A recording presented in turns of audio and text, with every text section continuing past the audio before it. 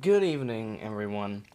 My name is Halmar, and I have scheduled this review to come out right after the episodes finish airing because I managed to see episode 9 early. And unfortunately, it wasn't really worth it because overall the episode was okay, but it was mostly just filled with Wilford's antics or the characters complaining about Wilford and stuff like that. I mean, it was mostly just a build-up episode, and I mean, that's okay. But it's the first episode that's not as good as the others. It's the first degrade in quality in the course of the entire season so far.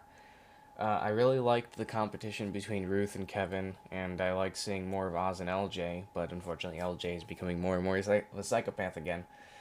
I like seeing more about Javi, and I like the comparison between the trains and Nazi Germany. But that's about it. It's not that there's bad qualities about the episode. It's mostly just that there's not much substance, if that makes sense. There's not much to work with. And so for that reason, it didn't spark for me. I didn't enjoy it all that much. But that's my opinion. I don't know if I'll release this as a full video on its own because this has turned out to be remarkably short, or whether or not I'll just bundle it up with the Into the White review for the season finale. But you'll find out. Anyway, see ya. Good morning, everyone.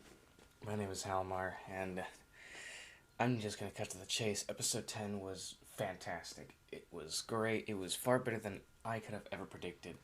The train scenes were amazing. The CGI clearly had a huge boost. The episode was so tense. You could feel it with Javi as he was being basically sieged in Big Alice, and Boki versus the Jackboots. It was just all so good. And most of all, I just really like the uncertainty of the entire episode because we don't know if Boki survived. We don't know if Josie survived. We don't know if okay, there's Boki, there's Josie. We don't know if Javi's still alive or not. And as far as Melanie goes, I'm gonna say this now. I don't think Melanie's dead. I really don't think she is. In my personal opinion, it's probably me just in pure denial. But I think it's gonna be Icebreaker. I think Icebreaker's gonna save her. It's probably pointless to keep trying to bring Icebreaker into this, especially to save Melanie, who's probably dead. But I'm gonna put a little hope into it, because what better way for Melanie to excuse me, what better way for Melanie to come back than on another train? Oh, and then there's also the scenes of basically Big Alice pushing Snowpiercer over the edge. But man, oh my gosh, the final battle is just so good. It is so good. But I will probably post the final battle for all of you to see.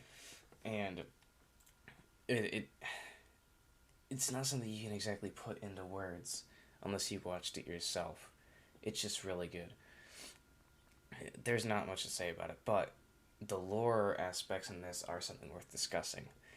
For one, the engine was venting heat at the end of the episode when they cut the head off the snake, which is quite odd. And that leads to some connotations that might. I don't know how to say this. But it means that the perpetual motion engine probably isn't fusion because it's not getting any fuel, most likely. But, I mean, I don't know what to make of that. But it's something. And one of the darkest points in the entire episode, and probably the entire season so far, didn't even have anything to do with any kind of horror aspect or anything like that. It was about how Miss Audrey mentioned the fact that Mr. Wilford doesn't need Josie. He just needs her womb and stuff like that. That was really messed up. And that just made me imagine a whole bunch of imagery that I did not like. And I liked how the episode delved into Alex's past with Mr. Wilford and how he didn't start becoming crazy until he got Snowpiercer back. which, sort of makes sense on how Alex didn't become estranged sooner. But one of the best things in this entire episode was the final battle with the night, or not the night car, the aquarium car, and how they punctured the exterior and just caused the entire thing to explode. It was so good. This is probably the best episode in the entire season, maybe even the entire series. But that's all I got to say. I have a thing. I know this is kind of rushed, but I have things to do today. I got episodes to record, and I have the train scenes to make, along with other stuff. So I'll be getting that out as soon as humanly possible. So hopefully you'll be seeing more of my content today rather than later. But anyway, see ya.